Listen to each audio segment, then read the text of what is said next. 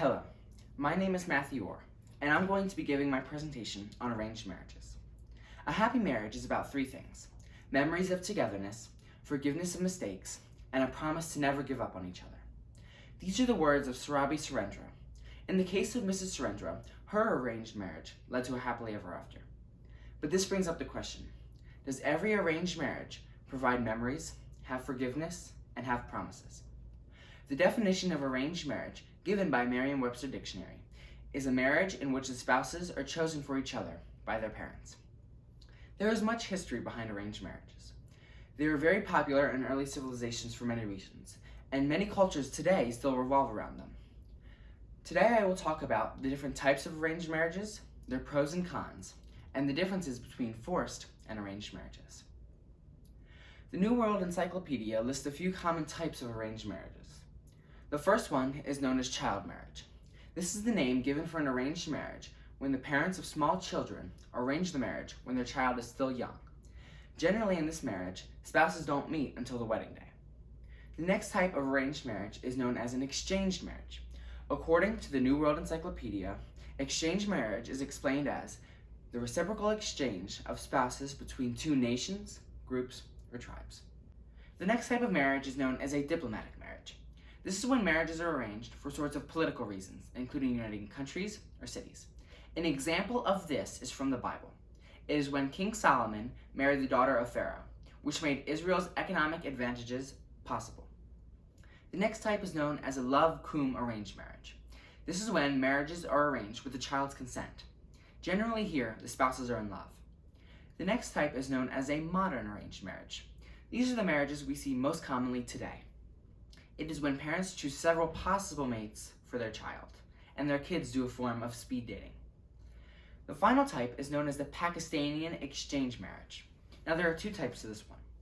The first one is known as the Pate Lakhi, which means written in stomach.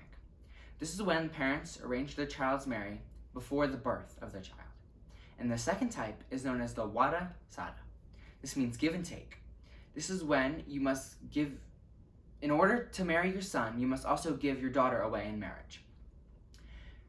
There are many pros and cons to arranged marriages, according to the New World Encyclopedia, Unchained at Last, and Diversity and Equality in Healthcare.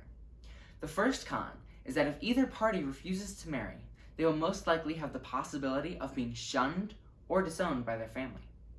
Next, leaving a marriage or even backing out of an arranged marriage will place dishonor to the family name.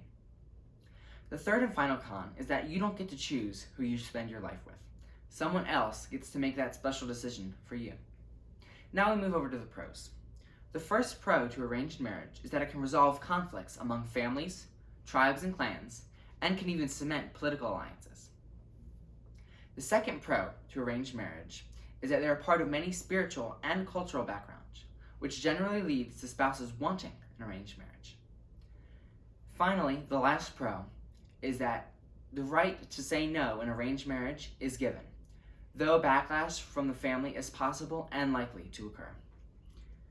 Now, there are many differences between forced and arranged marriages, according to Diversity and Equality in Healthcare. Arranged marriage has consent, while forced marriage is coerced. With an arranged marriage, the child must give consent to marry. Meanwhile, in a forced marriage, as the name suggests, they are forced to marry. In a forced marriage, you cannot back out. The possibility to say no is not there.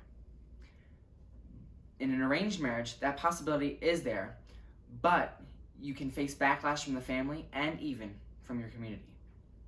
In a forced marriage, women are subject to rape. The reason for this is the definition of rape is sex without consent. This leads to the next one, which is forced motherhood.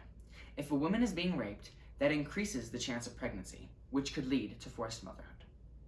The final difference is that there is no age requirement for a forced marriage.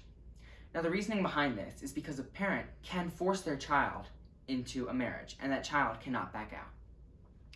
Now this brings up the question: can an arranged marriage provide happy memories, have forgiveness, and have the promise to always love each other? It all comes down to chance. In the case of Mrs. Surabhi Surendra, it worked out, but in the case of many others, it has not. But now this brings up another point. 55% of regular marriages globally fail, while only 6% of arranged marriages fail. Could this be because it is extremely hard to back out of an arranged marriage, or because they truly work?